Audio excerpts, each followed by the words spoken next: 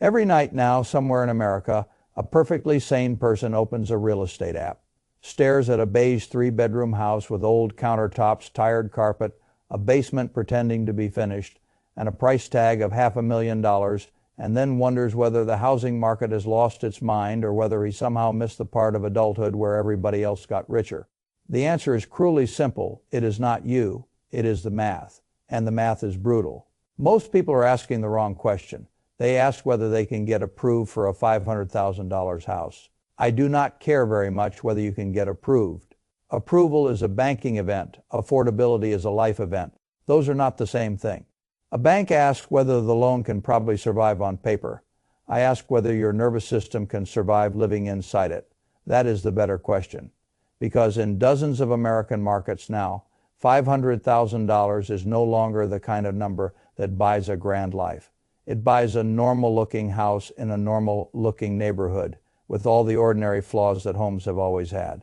In many cities, it is not even luxurious. It is just the entry ticket to the game. That is what makes the situation so psychologically dangerous. People look at the house, see nothing extravagant, and assume the number must therefore be manageable for ordinary people. That is the first lie. Ordinary-looking houses can still carry extraordinary financial weight. And if you do not force the numbers into the open, you can walk yourself into a 30-year obligation that turns your life into a stress simulator with a front lawn. Let's start with income, because that is where the fantasies of the dollar. The source script says median household income is around $84,000, and that is close enough to the latest broad national picture to make the point. Real median household income was recently around the low $80,000 range. A $500,000 home against that kind of income is not a small stretch. It is a structural mismatch. That kind of home costs roughly 6 times what a median household makes in a year. If that ratio sounds insane to you, good. Insanity should still sound insane. Fayfala site Fayturn 28 file 0 Fay. Now let me show you how the trap works, because it does not begin with the monthly payment. It begins with the down payment. People love to speak casually about the old 20% rule as though it were a charming relic from a simpler time. On a $500,000 house, 20% is $100,000. That is not a cute financial goal. That is an entire mountain for most households. It is the kind of number that changes the meaning of time. If you are a normal household trying to save your way there while paying modern rent, taxes, insurance, groceries, transportation, and the ordinary tolls of life, it can take years upon years just to build the pile, all while the house itself may be marching further away from you. So most people do not put 20% down. They put down 10%, sometimes 5%. And now the second part of the trap opens PMI, private mortgage insurance, one of the most insulting phrases in consumer finance. You are not wealthy enough to protect the bank from risk, so you must pay extra every month to protect the bank from the risk it decided to take anyway. You are not buying peace of mind for yourself. You are buying protection for the lender while being told you should feel grateful to be let inside. That is not an opinion. That is the structure. Now let us do the real monthly math, because this is where the brochure dies. Suppose you somehow scrape together 10% down. That is $50,000. The mortgage balance is now $450,000. Mortgage rates in late April 2026 are still a little above 6%, with Freddie Mac's 30-year average at 6.23%. So already you are not borrowing in the cheap money world your parents remember. You are borrowing in a world where money costs money again on that kind of loan. Your principal and interest payment alone lands in the high dollar 2,700s. Call it roughly $2,775 to $2,850. And that is before the house has even begun charging you for existing. Face site Fayturn 289,725 search. 0 Fayturn 289,725 search. 3 Fay. Now add the things that everybody pretends are small until they are not: property taxes, insurance, maintenance, PMI. And if the neighborhood has one, HOA, because the mortgage payment is the dramatic number. But those other items are what transform a big obligation into a suffocating one. Home insurance in the U.S. has climbed sharply, with recent 2026 estimates around $2,490 to $2,720 a year nationally, depending on the coverage base and source. That is already about $200 to $225 a month before you get into more expensive states or risk zones. Maintenance is always the ghost expense. People only remember it when the HVAC dies in July or the roof decides that this is the week it would like to become philosophy.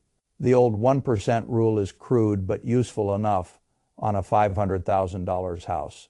That is about $5,000 a year, or roughly $417 a month. And PMI can easily tack on a few hundred more depending on the loan structure and borrower profile, Fay-Site, Fay-Turn, 289,725 search. 5 Fay-Turn, 289,725 search. 8 Fay, now stack it together, principal and interest taxes, insurance, maintenance, PMI. You arrive at a monthly housing burden that does not feel like a line item anymore. It feels like a second government. And that is before a single couch is bought, before a single room is painted, before a single appliance gives up, before anyone says the magical phrase, "We should probably furnish the place properly." Now, let me tell you what the bank says about all of this. The bank speaks in debt. Toe-income ratios. It asks whether your numbers fit the box. Perhaps 28% for front-end housing costs if we are being old-fashioned and conservative. Perhaps 43% total debt. To income if we are being more modern and more reckless. What the bank almost never asks is whether your life after the payment still resembles a life. That is the question I care about. Let us run the reverse. Engineering honestly, if housing costs are over $4,000 a month all in, then a household trying to keep housing near 28% of gross income needs to be making something in the neighborhood of the high dollar hundred thousands. If we use a looser standard, the kind of standard that gets people approved but not necessarily comfortable, we still land deep into six-figure territory, which means that for a large majority of American households, a $500,000 house is not affordable in the sane sense of the word. Not sustainably, not comfortably, not without giving up something major. That is the crucial phrase. The transaction may still happen. The affordability may still be fiction. Those are allowed to coexist for a while. Now let me introduce the household everyone imagines should be fine. 2 professionals, combined income around $160,000. Solid jobs, educated, responsible, the kind of household that older generations still picture when they use the phrase doing well. This is the household that gets psychologically trapped because on paper it looks like enough. Then taxes arrive. Payroll deductions arrive, maybe a modest retirement contribution shows up, and the take-home pay shrinks into something much more earthly. Then the housing cost hits, then the vehicles, then the health insurance, then the groceries, then the utilities, then the student loans or child care or family obligations or just the ordinary humiliation of modern recurring expenses. Suddenly, this comfortable household is not floating above the problem. It is standing inside it, discovering that homeownership at this level does not mean peace. It means management, it means vigilance, it means every broken thing inside the house gets translated into a financial event with emotional consequences. That is what people mean when they say house poor, and most of them still do not say it harshly enough. House poor is not merely tight. House poor is a life where the asset you were told would make you feel secure becomes the reason you do not feel secure.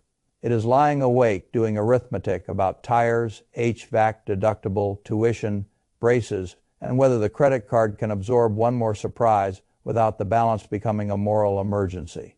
It is owning walls while feeling less free than you were when you rented. That is why I reject the lazy slogan that buying is always better than renting. Sometimes buying is how you build wealth. Sometimes buying is how you trap yourself inside a socially approved asset and call the suffocation adulting. Those are not the same outcome. Now, I want to say something uncomfortable but necessary. The market does not care whether the numbers make sense for you. The seller wants the price, the last comparable fetched, the agent wants the commission, the lender wants the loan, the insurer wants the premium, the county wants the property tax base. Everybody in the chain gets paid when you step into the house. Almost nobody in the chain gets paid for telling you to go home, calm down, and buy nothing. That is why the system keeps whispering that the stretch is normal. Normal does not mean healthy. Normal means repeated. That is all. If enough people are financially overextended in the same direction, culture eventually stops calling it danger and starts calling it adulthood. I refuse to participate in that lie. Now, let us talk about what happens when people ignore the math anyway, because this is where the story becomes more than an abstract warning. Month 1 feels tight. Month 2 feels educational. Month 4 feels annoying. Month 7 feels insulting. Then something breaks. Something always breaks. Not because you are unlucky, because houses are not concepts. They are machines. And machines decay: the water heater, the AC, the sewer line, the roof, the fence, the slab, the tree root. Nobody thought about. When you buy a house at the very edge of your affordability, every normal homeowner event becomes a crisis event. That is what makes the whole arrangement so cruel. The house did not just cost too much to buy. It cost too much to own psychologically. That is what no one wants to say because it sounds anti-homeownership. It is not anti-homeownership. It is anti-delusion. There is no prize for buying a house that dominates your life so completely that your savings stall, your retirement contributions weaken, your career risk tolerance collapses, and every ordinary problem feels like a referendum on whether you should have bought the thing in the first place. That is not wealth building. That is debt theater. And here is the real tragedy. A lot of people do this because they think there is moral value in suffering for the house. They think the pain proves responsibility. They think the tightness proves adulthood. They think we restretch, but building equity is a noble sentence. Sometimes it is. Sometimes it is just a pretty sentence laid over a bad balance sheet. Equity you cannot comfortably hold is not freedom. It is trapped value. And trapped value is a poor substitute for margin. Margin is what builds real wealth. The ability to save, the ability to invest, the ability to absorb shocks, the ability to say no to a job you hate, the ability to relocate, rethink, breathe. A house that consumes all of that may be appreciating on paper while impoverishing you in practice. That distinction matters more than the zestimate. Now let me tell you what I think the honest lesson is. For a huge share of American households, $500,000 is not a starter home budget. It is a warning label. If your household income is not high enough to support the true in cost without heroic budgeting, fantasy future raises, or the hope that nothing breaks, then the house is not affordable just because the bank says yes. The bank says yes and your peace are not the same calculation. That is why I would rather someone rent longer, invest the difference, preserve flexibility, and wait for a better entry point than buy a house that turns every month into a controlled panic. People hate hearing that because they think renting is throwing money away. I have always thought that phrase was far too simple for intelligent adults. Sometimes renting is expensive, sometimes buying is ruin disguised as maturity. The correct answer depends on the math, and the math right now is punishing. So, no, you are not crazy. If the listings feel absurd, they are. If the baseline normal house seems disconnected from normal income, it is. If you suspect the culture is trying to normalize a level of stress that should never have been normalized, it is. That is why the smartest move may not be figuring out how to force yourself into the house. It may be refusing to let a market with broken ratios dictate your definition of success. That is not failure. That is sanity. And in markets like this, sanity has become one of the rarest financial assets a person can still own.